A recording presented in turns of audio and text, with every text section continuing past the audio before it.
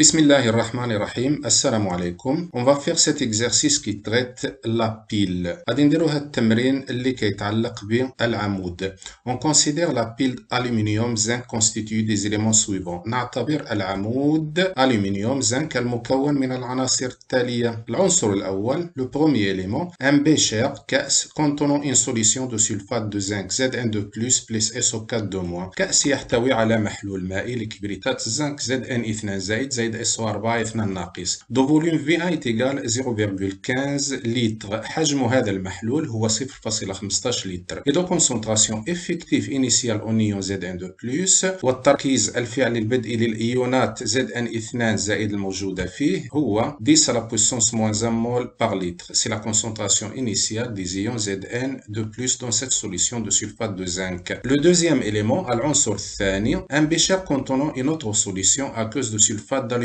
كأس يحتوي على محلول مائي آخر لكبريتات الألومنيوم 2Al3 plus 3 SO4 2 Al 3 زائد 3 SO4 2 ناقص. دو فوليوم في 2 est égal 0,15 لتر. إذن هذا المحلول محلول كبريتات الألومنيوم حجمه هو 0,15 لتر. Et de concentration effective initiale au ion Al3+, والتركيز الفعلي البدئي للإيونات Al3 زائد داخل هذا المحلول هو la concentration de Al3+ initiale est égale 10 à la puissance moins 1 mol par litre. التركيز البدئي لAl3 زائد في هذا المحلول هو 10 ناقص 1 مول على اللتر. Troisième élément, العنصر الثالث, une plaque d'aluminium. Quatrième élément, une plaque de zinc. العنصر الرابع هو صفيحة من الزنك بينما العنصر الثالث هو صفيحة من الألومنيوم. Et un poncelet وقنطرة ملحية. Lorsqu'on monte en série les deux pôles de la pile, un ampèremètre, un conducteur ohmique, un courant électrique d'intensité considérée constante est égal à 0,2 circule dans le circuit de la plaque de zinc vers la plaque d'aluminium. يعني عندما نربط على التوالي قطبي هذا العمود أمبيرمتر وموصل أومي بالإضافة طبعا إلى أسلاك التوصيل, نلاحظ مرور تيار كهربائي شدته ثابتة E تساوي 0,2 أمبير. ينتقل هذا التيار في الدارة الخارجية, يعني في الأسلاك الموصلة والأمبيرمتر والموصل أومي, ينتقل من صفيحة الزنك نحو صفيحة الألومنيوم. Donc ce courant passe de la plaque de zinc vers la plaque d'aluminium. Les données sont 1 farad est égal 96 500 coulombs par mol.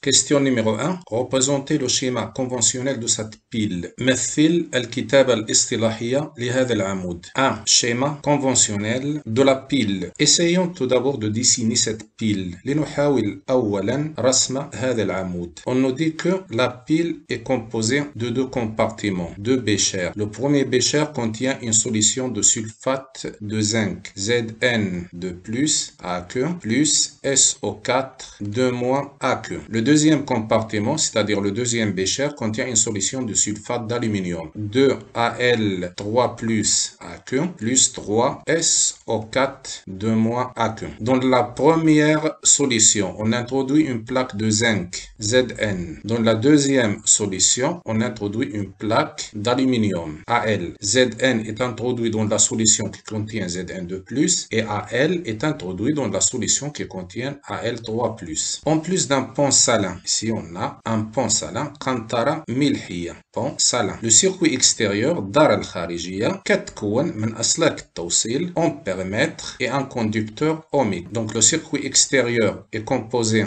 des fils de connexion, un ampèremètre et un conducteur ohmique. On nous informe dans l'exercice que le courant d'intensité I circule dans le circuit extérieur de la plaque de zinc vers la plaque d'aluminium. C'est-à-dire que le sens de I est celui-là. Elle va de la plaque de zinc vers la plaque d'aluminium. On sait que la pile est un générateur. Donc la plaque de zinc sera le pôle positif et la plaque d'aluminium sera le pôle négatif parce que le sens conventionnel du courant dans un générateur, lorsque le courant sort du générateur, il sort du pôle بوزيتيف et entre par le pôle négatif. كنعرفوا باللي المنحى الاصطلاحي للتيار المولد من طرف مولد, دائما هذا التيار يخرج من القطب الموجب ويدخل من القطب السالب. في الحالة ديالنا القطب الموجب هو صفيحة الزنك والقطب السالب هو صفيحة الألومنيوم. Dans notre cas ici, puisque le courant sort de la plaque de zinc, donc la plaque de zinc sera le pôle positif et la plaque d'aluminium sera le pôle négatif. Donc ici on mettra plus et ici on mettra moins. Et de cette façon, façon, on peut établir l'écriture conventionnelle de cette pile. بهذه الطريقة نقدروا نكتبوا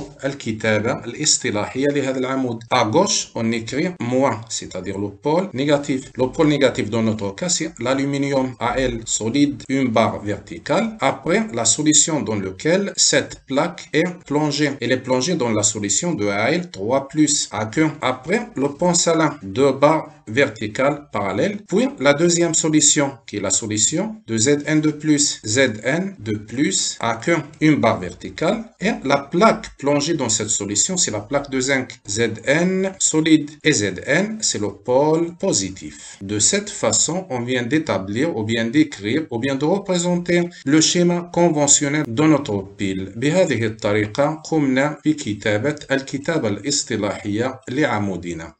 Maintenant, la deuxième question, écrire les équations aux électrodes ainsi que l'équation bilan lors du fonctionnement de la pile. اكتب أنصاف المعادلات التي تحدث عند الإلكترودين بالإضافة إلى المعادلة الحاصلة عند اشتغال العمود. On sait que le pôle positif de la pile est la cathode, alors que le pôle négatif est l'anode. Donc ici on écrira cathode, et ici on écrira anode. Donc l'électrode de zinc est la cathode. Et l'électrode de l'aluminium est l'anode. Et on sait qu'à l'anode, il se produit une oxydation. L'anode ici, c'est l'aluminium. C'est-à-dire ici, l'aluminium se transforme en Al3+, Al dans Al3+. Et à la cathode, il se produit une réduction. Réduction de quoi? De Zn2+. C'est-à-dire Zn2+, se transforme en Zn. Donc on peut schématiser les deux demi-réactions qui se produisent sur la représentation conventionnelle de la pile. إذا نستطيع أن نمثل التفاعلات التي تحدث أو أنصاف المعادلات في التمثيل الاصطلاحي للعمود. Al يتحول إلى Al3 زائد بينما Zn2 زائد يتحول إلى Zn. هذا التفاعل يحدث عند ماذا؟ يحدث عند الأنود. Cette réaction-là se produit à l'anode. Al se transforme en Al3+,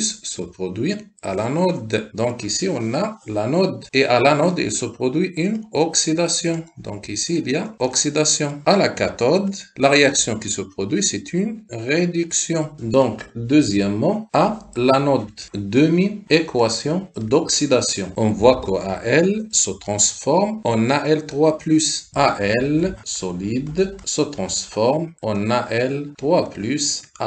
On va ajuster. On a un atome d'aluminium à gauche et un atome d'aluminium à droite. Les charges, ici on a 0 et ici on a 3+. Donc on ajuste les charges par des électrons. On met les électrons là où il y a plus de charges positives. Donc de ce côté-là, plus 3 électrons. On a ici 3 plus 3 moins, ça donne 0. Et à gauche, on a aussi 0. L'équation est ajustée. On trouve les électrons dans les produits, ce qui veut dire qu'il y a perte d'électrons. Et la perte d'électrons, c'est l'oxydation. À la cathode, on a une réduction. Zn2+, se transforme en Zn. Demi-équation de réduction. Zn2+, AQ, se transforme en Zn solide. On va ajuster les atomes en premier. On a un Zn ici, et ici un Zn. Les charges, on a ici 2+, et ici on a 0. Donc on va ajouter 2 électrons du côté le plus positif, c'est-à-dire à gauche, plus 2 électrons. Et maintenant l'équation bilan. Équation bilan de la réaction qui s'est produite. المعادلة الحاصلة للتفاعل الذي حدث خلال اشتغال العمود. On va réécrire les deux demi-équations. إذا كتبنا المعادلتين من جديد. Lors de l'oxydation, on constate qu'il y a une perte de 3 électrons. Et lors de la réduction, il y a un gain de 2 électrons. Lors de la réaction d'oxydoréduction, il faut que le nombre d'électrons perdus soit égal au nombre d'électrons gagnés. Parce que l'oxydoréduction, c'est un transfert d'électrons d'un réducteur vers un oxydant. Et le nombre d'électrons perdus par le réducteur doit être égal au nombre d'électrons gagnés par l'oxydant. Donc, on doit multiplier les deux équations par des numéros qui ajustent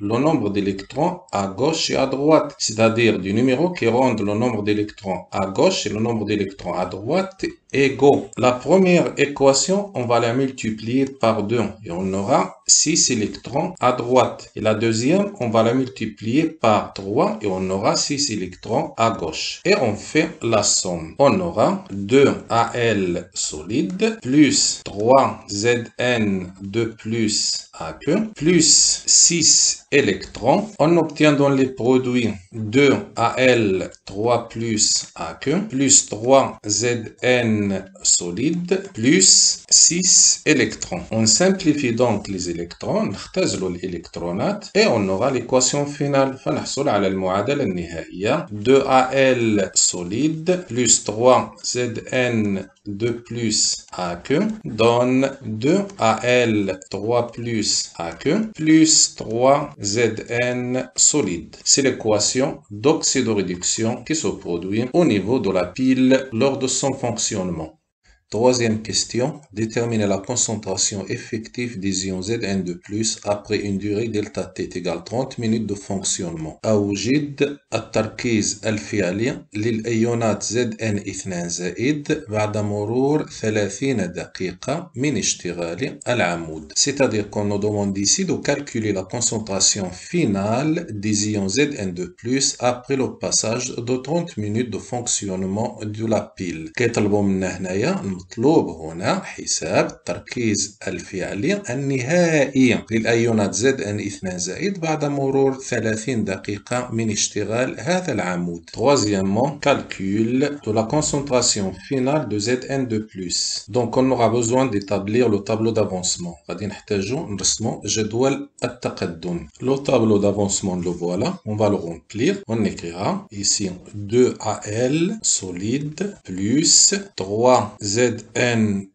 plus AQ, ça donne 2Al 3 plus AQ plus 3Zn solide. On a l'état initial, intermédiaire et final. À l'état initial, l'avancement est 0. À l'état intermédiaire, l'avancement est x. Et à l'état final, on va l'appeler x final. La quantité de matière de Al initiale, on va l'appeler N1. La quantité de matière initiale de Zn2 plus initiale, on va l'appeler N2. La quantité de matière de Al3 plus initiale, on va l'appeler N3. La quantité de matière initiale de Zn, on va l'appeler N4.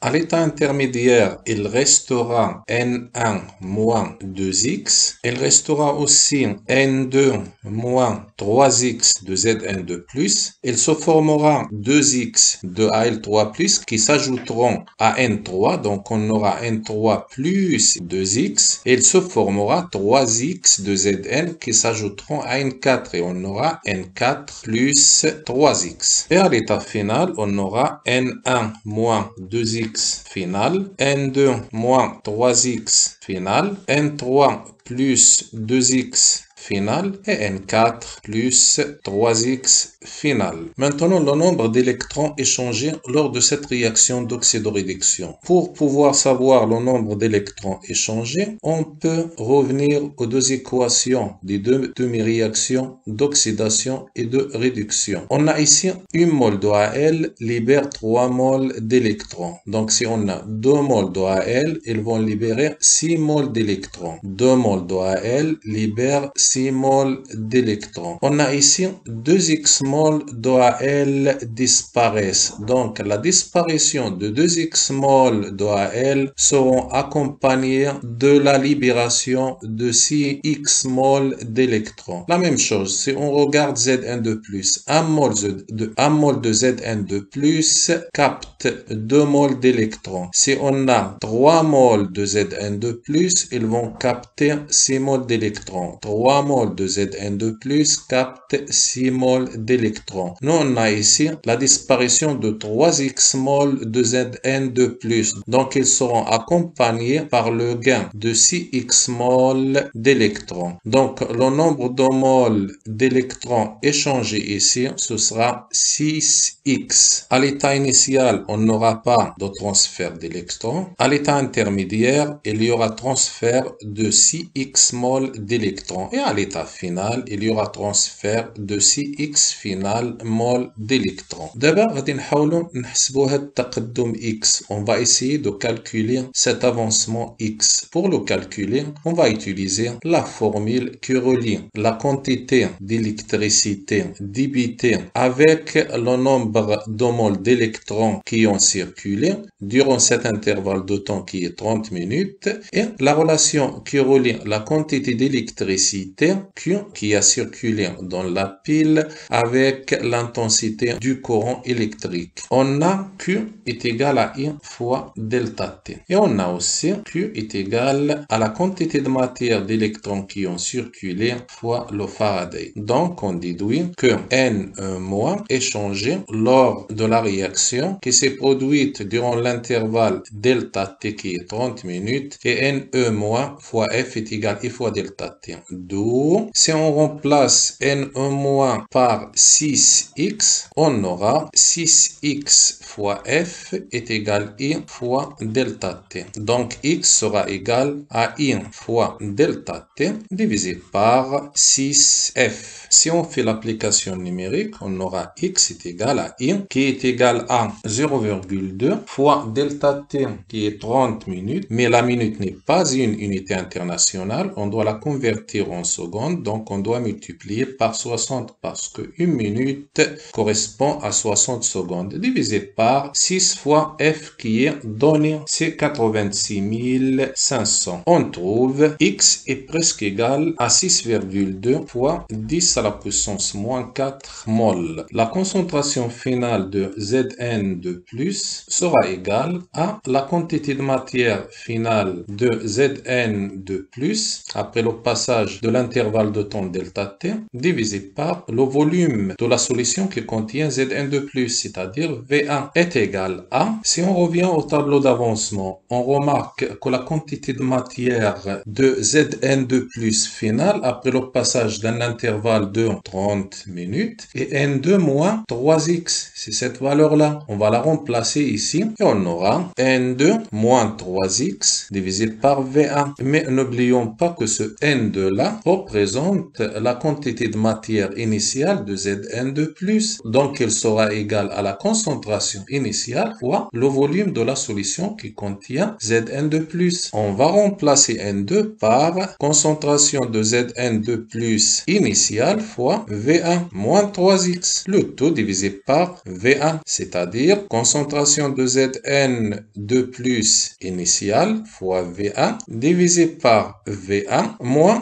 3x divisé par V1. On peut simplifier V1 avec V1 et on aura la concentration finale de Zn2+ après le passage de 30 minutes est égale à la concentration initiale de Zn2+ moins 3 fois x divisé par V1. On fait l'application numérique. نقوم بتطبيق العددي. تركيز Zn 2 زائد النهائي, la concentration finale de Zn sera égale à la concentration initiale de Zn2+ qui est 10 à la puissance moins 1. هذه تعطت في المعطيات moins 3 fois x, on vient de le calculer, c'est 6,2 fois 10 à la puissance moins 4 divisé par le volume V1, c'est 0,15. À la fin, on aura la concentration de Zn2+ finale qui reste dans la solution est presque 8,76 10 à la puissance moins 2 mol par litre.